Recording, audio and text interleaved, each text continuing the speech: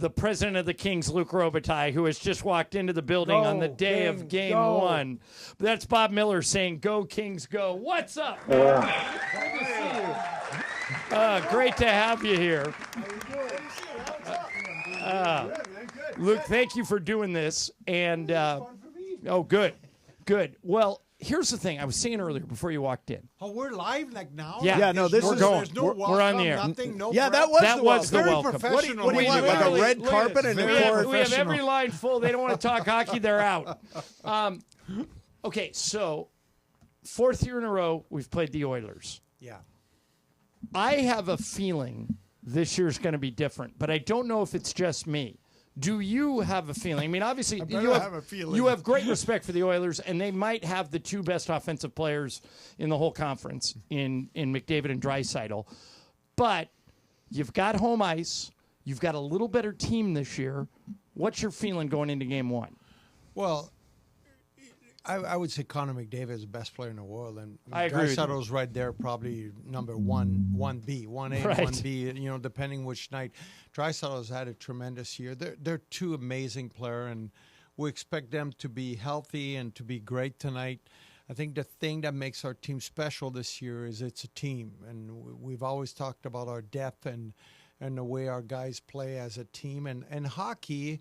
It's, like if you're a great baseball player, you're alone when you're hitting the ball, and if you're even a great basketball player, but teams that win in basketball, like you got to move the ball and so forth, they're a real team. In hockey, you can't have success without your team. So we believe our strength is our numbers. And we're looking this year. We love the fact that we got home ice, but definitely you can't take that for granted. You just got to go out there and play. And it's going to be a hard series, but we're ready, and this is a time to turn it around. Do you believe that like, for example, the Lakers had this thing with Denver where they couldn't beat Denver, lost to them a couple of times in the playoffs. Does that get lodged in your head as an athlete, and you sort of have that hurdle to get over? But wait a minute. I watched the show. Wasn't it the Celtics first? Well, it was Celtics, and but then the they last turned that sucker correct, around. Correct. Right. But the last couple of years, Denver's had their number, right? You got a team that's coming, that they played real well, and but every year's so different. You get new players and so forth. You just got to go out there and be the best you can be. It's like you always hear about sports, like what you can control, be at your best into what you can control. The things you can't control, there's nothing you can do about. All right, in basketball, where I'm living all the time, if you really want to take a player out of the game, you can do it. You can double team him, triple team him. You're going to leave somebody else open if you do.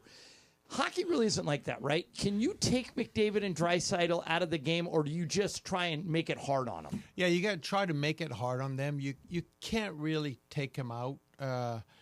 Back in the old days, we used to be able to. And by the way, you were one of these guys. When you were having big numbers, guys would try and take you out, but I don't think it works in hockey. It's a little bit different now because we're not allowed to hook. Like back in the days, we used to say put the stick on the guy's stomach and ride him. You were almost skiing behind him. Right.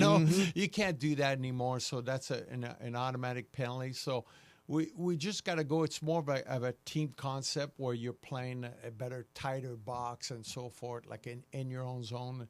You can't take a guy out. You just got to play a better system. So I'm an incredibly superstitious guy, and if like my team wins and I'm wearing a certain thing, then I stick with that certain thing, and I don't change a certain thing, don't wash all that kind of stuff. Do you have any of that luck stuff? Everything is. Really? Here's the thing, though. You never screw with a streak. When it works, you keep with it. If it does work, change, though. Don't keep going back to the old thing. Right. So when I was a player, I had everything I did was that way, and it's the same now when you're in management. You do little stupid things in life. And like what's one stupid thing you do? Grabbing a coffee before I come and talk to you. Like I gotta have it. But here's the other thing about good luck thing. Make it good things. Yeah, right. Don't make it painful things. Yeah. Like why make it painful if it's gonna be exactly? Like if you start winning, you want to enjoy it. Now, every day. aren't playoff beards a thing? Playoff beards a big thing, yeah. So and it started, if I'm not mistaken, in the late 70s, 80s. I think it was the Islanders, the first team, and the theory behind it is I always tell some of our young guys, I even tell our staff because they ask me, I said, it's like going to war. Let's say you were dropped off in Desert War or in Vietnam back in the days. The theory is like, you're suddenly at war and you're there for 2, 3, 4 weeks. You don't have time to shave. So you're Right. just Right. you're protecting. You're worried about your the big country, thing. You're worried Yeah. about the big thing. So the theory in hockey that you're going to war for 2 months. So you really, if you're going to have a playoff beer, you're not allowed to trim it or Don't trim it. cut. You no, just leave it. just leave it. That's Now you're going to you war will for not 2 grow on months. yourself. No, I'm going to get rid of that. Like I tried it when I was a player, it didn't work, so Yeah. I never went back to it. That's one of those things. It wasn't much fun, so it didn't work. Yeah, so I'm right. Like, all right, I'm not yeah, gonna it didn't do work. Then don't do it. We're talking to Luc Robitaille. Kings open the playoffs tonight at home Mm-hmm. at Crypto.com Arena against Edmonton with their 2 huge stars. And, Luke, I don't know if people are aware that this isn't just a good home team, the Kings. This is the best home team in Kings history. Yeah. They won more games on home ice this year than any team that you played on, that Gretz played on, that Deadmarsh played on. You go back, pick your favorite team. This team won more games at home than they. Why do you think? I think the way the game is played now, obviously our fans are loud. They're very passionate, so they seem like when we play, we have momentum with our fans. And Right. that no matter what, you say it as a player and so forth, it's not a cliche. It does make a difference. And then I think the other thing, too, in our game, like your coach controls the last change. And because we have so much depth, when we play at home, he's able to put the right guys against the other guy on the other team, and that does play in our favor. And, there's, something, for some unknown reason, our power play has been really good at home and on the road wasn't good. That I couldn't even explain that one to you. Right. But, to add to what you said, too, it's the best season the Kings ever had. The other best season was 105 points, was in 74, 75. That's how long ago It's going back to that's Marcel been. Dion. Yeah, Marcel Dion, Rogie Vachon days. Yeah. Now, generally speaking, NHL playoffs, you kind of go as far as your goalie can carry you, right? And Kings have had great play in net this year. Yeah, Darcy Kemper has had a tremendous year. You come in a series like tonight. The one thing that I learned when you win is you want to make sure your goalie never loses you the game, and he's been like that all year. And then he'll probably steal 1 or 2 that you think they're going in that he ends up making a save. That's how you win. And Darcy's done that all year. And the way we play as a team, the way we kind of shut down the middle. We've been one of the best defensive team the whole year, so I expect the same tonight.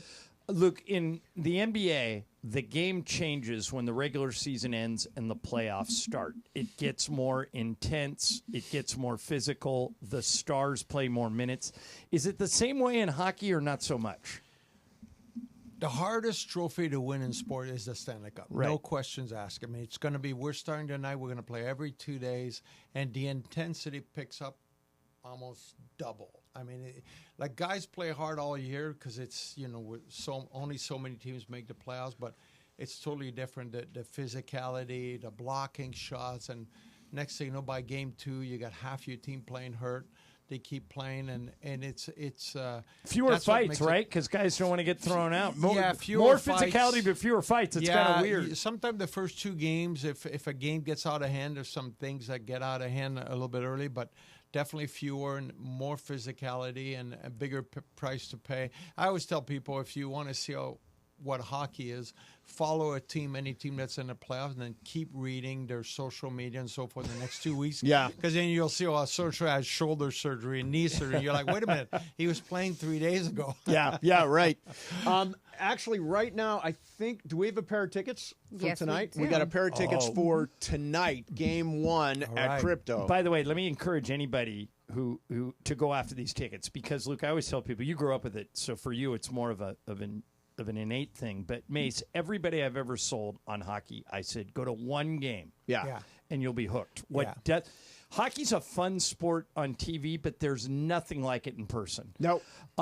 What you don't realize when you're watching TV, particularly if you've never been to a game, and this sounds simple, but until you walk into the building, you forget watching on TV. They're doing this on skates. Right. You're watching on TV and you don't hear the sounds that you hear when you go to a game. You hear the skates stopping and starting, and you hear guys getting slammed into the boards, and you see the fans. And you feel the cold. That's the other thing. You feel the cold. It reminds me, I'm at a hockey game. Right. Just do not wear a nice sweater when you win those tickets tonight. We keep Yes. it cold for the quality of the ice. There you go. And by the way, there's nothing like first of all, there's nothing like a hockey game in person, but a playoff hockey game in person is a whole new animal. I remember in the 2 times I've won the Cup, I've been lucky enough to be there, both clinch games, in 12 and in 14. I was gripping. We have a suite. ESPN has a suite there, so we all cram into the suite. Yeah, I was. Yeah, we were at the same parties. Yeah, and you and I are sitting in the front row, and I realized after the first time I went, I was digging my fingers into the glass and gripping it. And when Alex Martinez made that goal, I leaped up and I had my hands were red. Right, because there's nothing like it in terms of intensity. Yeah. And you can't believe the other thing you can't tell on TV, the speed. Yeah. And McDavid, by the way, if you're somebody that plays video games, McDavid's like that guy in a video game that is like Bo Jackson, that's faster than everyone else. So you kind of look, you can't really. You almost think he's a glitch. Right. Like Drew Doughty is one of the best defensemen, arguably, that the Kings have ever had. Yeah. I mean, if he's not one, he's two. And even Doughty, as good as he is, can't stay with McDavid. Nobody can. So you've got to almost guard him as a team, right? You really got to play angles. It's all about angles with this guy. He is the fastest player in the NHL, and he's the fastest with the puck, which is amazing. He's as fast with the puck as most guys are without it. It's incredible to watch him play. So you definitely, it's a whole team thing. If you think one guy's going to check him, it's not going to happen. Right. Okay, check me on this. Connor McDavid, 100 points in 7 of his last 10 seasons, 5 seasons in a row, 100 points. He really is a dominating force, and I just wanted to show off that I had those numbers in my head. Yeah, very nice and impressive.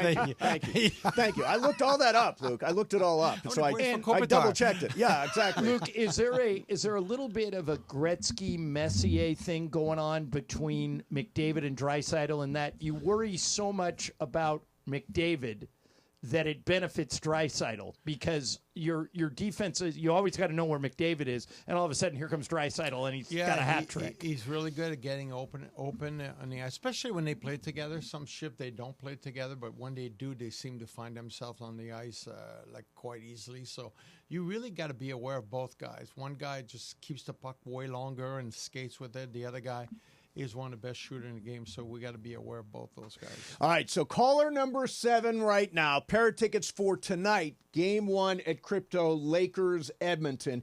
No, not Lakers. Oh, Lakers. Yeah, Kings. Jeez, what's going on? If you want to go to the Laker game, go on Tuesday. Yeah, it's tomorrow night. 877-710-ESPN, 877-710-ESPN. I can't be there tonight. I will be there on Wednesday. Now, wait, we've got 2 sides for you. We've got this one, and we've got this one. Can the first one was the Lakers. Exactly. Scooby-Doo. That's the Scooby-Doo there. Hey, Luke, it's awesome seeing you, man. Thanks so much for coming in. Thank you for the tickets, and good luck tonight. Yeah. No problem. Yeah. All right, great.